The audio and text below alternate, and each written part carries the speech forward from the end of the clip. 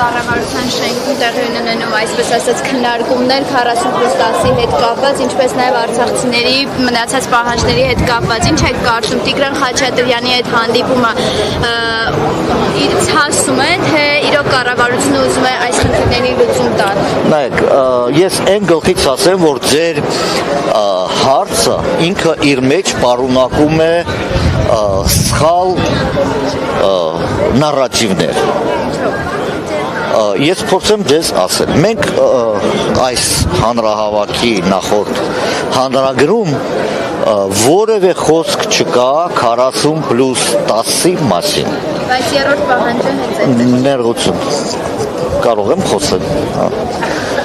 Մեր պահանջները հստակ նկարագրված են բովանդակալից ձևով մեր հանրագրում։ Պահանջ թիվ 1. Արցախցիների վերադարձի իրավունքների ապահովում կամ այդ ուղղությամբ տեսանելի գործունեություն։ Պահանջ թիվ 2. Նախքան արցախցիների վերադարձի իրավունքի ապահովումը Արցախ, արժանավայել կյանքի պայմանների ստեղծում։ Երրորդը տեսանելի գործողություններ հայ պատանդներին Բաքվից ետ բերելու ուղղությամբ,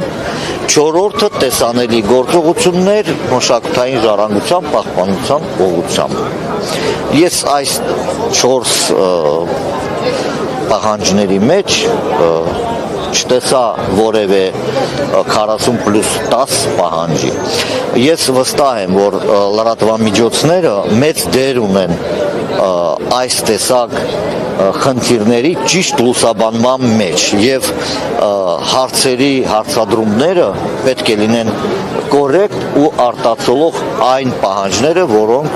արցախցիները ներկայացրել են Հայաստանի կառավարությանը։ Ինչ վերաբերում է նրան, թե կառավարությունը ինչ է քննարկելու, մենք կսպասենք տեսնենք ինչ է լինելու այս հանդիպման ավարտը։ Հանդիպման ավարտից հետո մեր պատվիրակությունը դուրս կգա ու տեղեկացնի նաև ձեզ լրագրողների այն ամենի մասին, ինչ որ այնտեղ տեղի ունեցել։ Ինչ ակնկալիքներ ունեք այս իշխանությունից։ Մեր ակնկալիքները հրապարակված են մեր հանրահավաքի հանրագրի մեջ։ Այդ ենք ակնկալում։ Եթե իսկապես չվերանայվի մոտեցումը կառավարության կողմից, ինչ է լինելու արցախցիների հետ։ Բնակարանի հարցը բավականին ծանր հարց է։ Այդ հարցերը, որոնց կարող եք ակնկալել մեկ այլ այստեղ գտնվող մարդուց ինձ մի հղեք, այդ հարցերը ցանկացած մարդ կարող է ձեզ պատասխանել։ Ես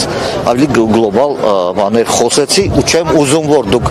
իջեցնեք հիմա մեր խոսակցությունը կենցաղային խնդիրների մակարդակի։ Շնորհակալություն։